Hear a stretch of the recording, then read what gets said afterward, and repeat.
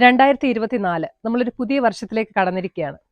അപ്പോൾ ഇങ്ങനെ പുതിയ വർഷത്തിലേക്ക് കടക്കുമ്പോഴെല്ലാം നമ്മളെ ഒരുപാട് സ്നേഹിക്കുന്ന പല ആളുകളും നമുക്ക് വിഷസ് അയക്കാറുണ്ട്. ഹാപ്പി ന്യൂ ഇയർ എന്ന് പറഞ്ഞിട്ട്. നമ്മൾ തിരിച്ചും അതുപോലെ അവർക്ക് മെസ്സേജ് അയക്കാറുണ്ട്. അപ്പോൾ ആ മെസ്സേജിന്റെ ഉദ്ദേശം എന്താണ്? ഈ പുതിയ വർഷത്തിൽ എല്ലാവിധ സന്തോഷങ്ങളും നിങ്ങൾക്ക് ഉണ്ടാവട്ടെ എന്ന് ആശിച്ചുകൊണ്ടാണ് നമ്മൾ മെസ്സേജ് അയക്കുന്നത്. അങ്ങനെ ജസ്റ്റ് ഒരു മെസ്സേജ് അയച്ചതുകൊണ്ട് ഒരാൾ സന്തോഷവാനോ സന്തോഷവതിയോ ആകുമോ? ഇല്ല. അപ്പം നമ്മൾ സന്തോഷമായിട്ടിരിക്കാൻ എന്താണ് ചെയ്യേണ്ടത്? നമ്മൾ ഏറ്റവും അധികം സന്തോഷമായിട്ടിരിക്കണമെങ്കിൽ നമ്മൾ ചെയ്യേണ്ട ഏറ്റവും വലിയൊരു കാര്യം എന്ന് പറഞ്ഞു കഴിഞ്ഞാൽ നമ്മൾ ഇന്നിൽ ഈ ഒരു മൊമെന്റിൽ ജീവിക്കുക എന്നുള്ളതാണ്. നമ്മളിൽ പലരും ഫ്യൂച്ചറിനെ കുറിച്ച് ഭയങ്കര ഉത്കണ്ഠയുള്ള ആളുകളാണ്. പാസ്റ്റിനെ കുറിച്ച് പലതരത്തിലുള്ള റിഗ്രറ്റ് ഉള്ള ആളുകളാണ്. അങ്ങനെയല്ല, ഈ ഒരു നിമിഷം നമ്മൾ ജീവിക്കുക. ഈ ഒരു നിമിഷത്തിൽ നമ്മൾ എത്ര സന്തോഷമായിട്ടിരിക്കാൻ പറ്റുമോ അത്രയും സന്തോഷമായിട്ട് ജീവിക്കുക എന്നുള്ള കാര്യമാണ് നമ്മൾ ചെയ്യേണ്ടത്.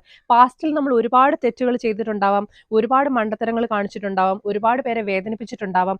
അതൊക്കെ ഓർത്ത് റിഗ്രറ്റ് ചെയ്തിട്ട് ഇരുന്നിട്ട് ഒരു കാര്യവുമില്ല.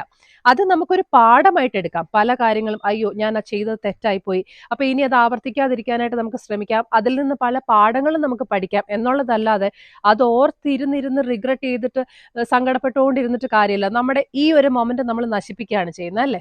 അപ്പൊ പാസ്റ്റ് ഇസ് പാസ്റ്റ് അങ്ങനെ ചിന്തിക്കാതെ നമ്മൾ വെറുതെ പാസ്റ്റിനെ കുറിച്ച് ഓർത്ത് ടൈം വേസ്റ്റ് ചെയ്യുകയേ ചെയ്യരുത്.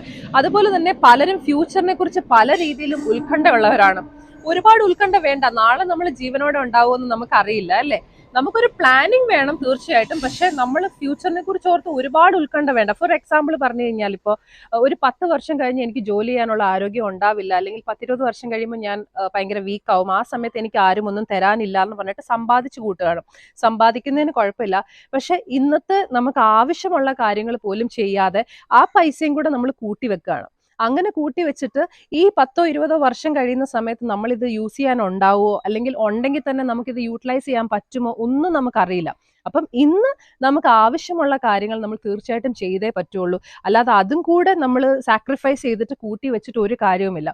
അത് ഞാനൊരു ജസ്റ്റ് ഒരു എക്സാമ്പിൾ പറഞ്ഞതാണ്. അപ്പം ഫ്യൂച്ചറിനെ കുറിച്ച് ഒരുപാട് ഉത്കണ്ഠ വേണ്ട, എന്നാൽ വ്യക്തമായ ഒരു പ്ലാനിങ് നമ്മുടെ ജീവിതത്തിൽ നമുക്ക് വേണം താനും.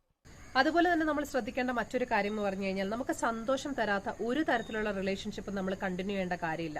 അതിപ്പോൾ പേരൻസും മക്കളും തമ്മിലാണെങ്കിലും, മക്കളും പേരൻസും തിരിച്ചാണെങ്കിലും, ലവേഴ്സ് ആണെങ്കിലും, ഫ്രണ്ട്സ് ആണെങ്കിലും, ഹസ്ബൻഡ് വൈഫ് റിലേഷൻഷിപ്പ് ആണെങ്കിലും, നമുക്ക് തീരെ സന്തോഷം തരാത്തതാണെങ്കിൽ അത് തീർച്ചയായിട്ടും കണ്ടിന്യൂ ചെയ്യേണ്ട ആവശ്യമില്ല. ഇപ്പോൾ ഒരുപാട് വാല്യുബിൾ ആയിട്ടുള്ള റിലേഷൻഷിപ്പാണ്. ചെറിയ ചെറിയ വിട്ടുവീഴ്ചകൾ ചെയ്താലോ ചെറുതായി ഒന്ന് കണ്ണടച്ചാലോ ഒക്കെ കണ്ടിന്യൂ ചെയ്ത് പോകാൻ പറ്റുന്ന റിലേഷൻഷിപ്പ് ആണെങ്കിൽ തീർച്ചയായിട്ടും അത് ചെയ്യണം. പക്ഷെ ഇതൊക്കെ ചെയ്തിട്ടും തീരെ കണ്ടിന്യൂ ചെയ്യാൻ പറ്റാത്ത, നമ്മുടെ ജീവിതത്തിൽ നമുക്ക് സന്തോഷം തരുന്ന ഒരു കാര്യങ്ങളും ചെയ്യാൻ പറ്റാത്ത, നമ്മൾ ഒരുപാട് സാക്രിഫൈസ് ചെയ്ത് ജീവിക്കേണ്ട കാര്യങ്ങളാണെങ്കിൽ തീർച്ചയായിട്ടും നമ്മളത് കണ്ടിന്യൂ ചെയ്യേണ്ടതില്ല. ഇപ്പൊ പേരൻസും മക്കളും തമ്മിലുള്ള റിലേഷൻഷിപ്പ് ആണെങ്കിൽ നമുക്ക് പറിച്ചറിയാൻ പറ്റൂല. പക്ഷെ ആ അറ്റ്മോസ്ഫിയറിൽ നിന്നൊരു മാറ്റം അനിവാര്യമാണെന്നുണ്ടെങ്കിൽ നമുക്ക് അത് ചെയ്യാൻ പറ്റും. അപ്പോൾ സന്തോഷം തരാത്ത ഒരു റിലേഷൻഷിപ്പിന്റെ കൂടെ നമ്മൾ കണ്ടിന്യൂ ചെയ്യേണ്ട കാര്യമില്ല. അത് നമ്മുടെ ജീവിതത്തിൽ നിന്ന് മാറ്റിയാൽ തന്നെ നമുക്ക് പകുതി നമ്മൾ രക്ഷപ്പെട്ടു. നമുക്ക് എല്ലാവർക്കും സ്വപ്നങ്ങൾ ഉണ്ടാവണം. ആ സ്വപ്നങ്ങൾ ഉണ്ടെങ്കിൽ മാത്രമേ നമ്മുടെ ജീവിതത്തിൽ ഒരു അർത്ഥം ഉണ്ടാവുള്ളൂ. ആ സ്വപ്നങ്ങൾ നമ്മളിങ്ങനെ കണ്ടുകൊണ്ടേയിരിക്കണം. അത് അച്ചീവ് ചെയ്യാൻ നമ്മൾ ശ്രമിച്ചുകൊണ്ടേയിരിക്കണം. അതിന്റെ ഓരോ പടവുകൾ നമ്മൾ കയറുമ്പോഴും നമ്മൾ ഭയങ്കര ഹാപ്പി ആയിരിക്കും. ആ ഒരു സന്തോഷം അനുഭവിച്ചവർക്ക് മാത്രമേ മനസ്സിലാക്കാൻ പറ്റത്തുള്ളൂ. അപ്പോൾ നിങ്ങൾ സ്വപ്നങ്ങൾ കാണുക, അത് അച്ചീവ് ചെയ്യാനായിട്ട് ശ്രമിച്ചുകൊണ്ടിരിക്കുക. അതുപോലെ തന്നെ ഈ വീഡിയോയിൽ പറഞ്ഞ കാര്യങ്ങളൊക്കെ ഒന്ന് ഫോളോ ചെയ്താൽ തീർച്ചയായിട്ടും ഈ പുതിയ വർഷം നിങ്ങൾക്ക് എല്ലാ രീതിയിലും സന്തോഷം നൽകുന്നതായിരിക്കും.